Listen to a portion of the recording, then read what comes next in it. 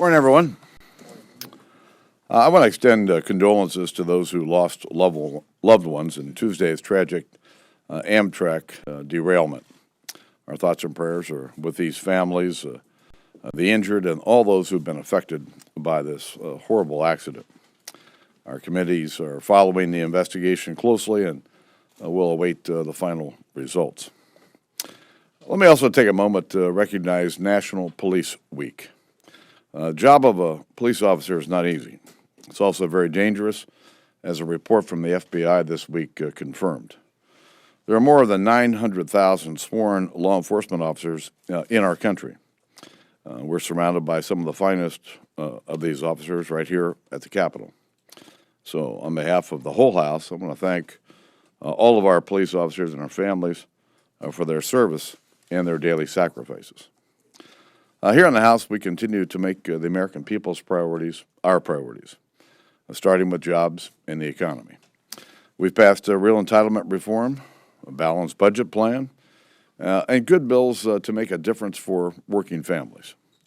And I'm pleased to hear that the Senate has found a path forward to deal with trade promotion authority. More trade means more jobs for the American people. And when the Senate completes its work on this important legislation, the House will follow suit. Republicans are going to do our part.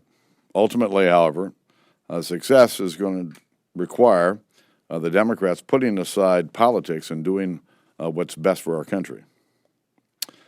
On national security, today the President is going to huddle with Middle East leaders. And we're reminded of the growing threats posed by Iran and by ISIS terrorists. In the House, we're addressing these challenges. This week, the House passed reforms to improve our foreign intelligence capabilities that helps keep Americans safe. And today, we'll act to ensure that Congress and the people will have an opportunity to review any potential agreement with Iran. And tomorrow, we'll take up a strong defense bill to ensure that our troops have the tools and the support they need to carry out their missions.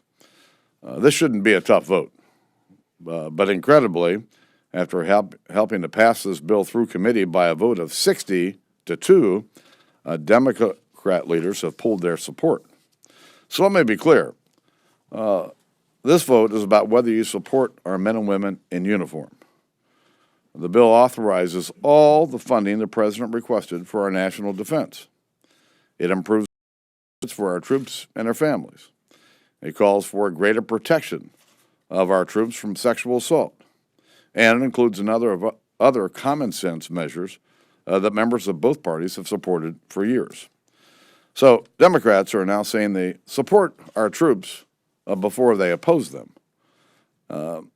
You'll have to ask them, but I think it's downright shameful that they're even contemplating turning their backs on Americans' troops.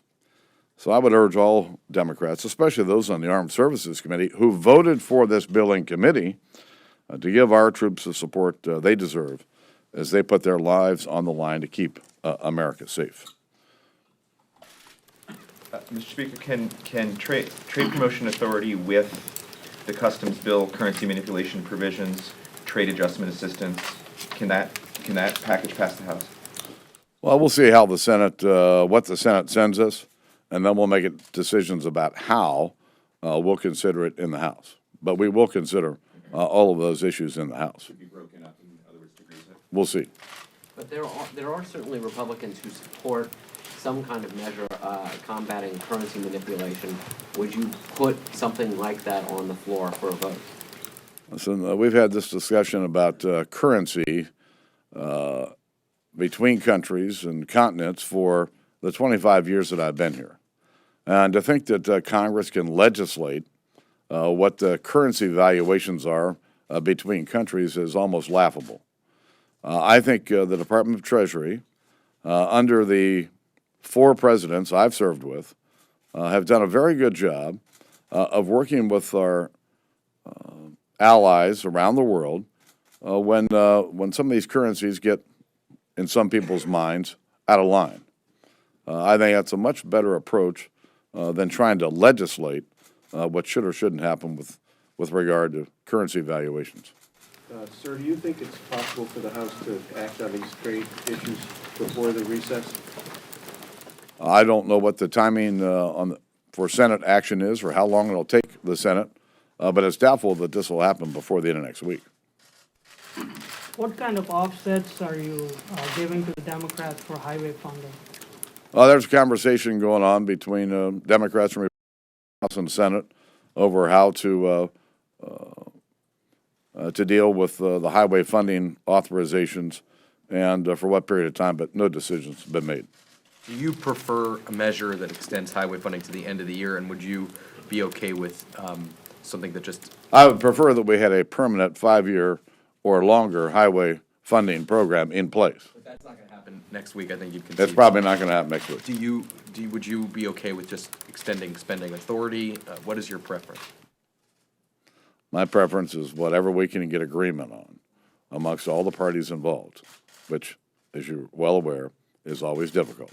Yes, sir. Mr. Speaker, is it likely, given the time constraints that the Senate has in dealing with the whole FISA issue, that Congress will have to pass a short-term extension of current authority? The House has acted to make sure that the administration has the tools to help keep Americans safe. It's time for the Senate to act. Yes, sir. Does House passage of the USA Freedom Act do increase trust in the U.S. from our allies? Does it what? How does the passage of the act by the House increase trust in the United States from our allies? Listen, we've got a strong relationship with our allies when it comes to intelligence matters. And while there may be political squabbles at the top, if you look down below, our relationships on the intelligence side around the world are as strong as ever.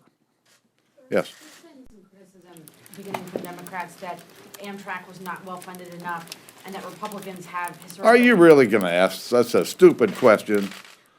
Listen, you know, they started this yesterday. It's all about funding. It's all about funding. Well, obviously, it's not about funding. The train was going twice the speed limit. Adequate funds were there. No money's been cut from rail safety. And the House passed a bill earlier this spring to reauthorize Amtrak and authorize a lot of these programs. And it's hard for me to imagine that people take the bait on some of the nonsense that gets spewed around here. Thanks.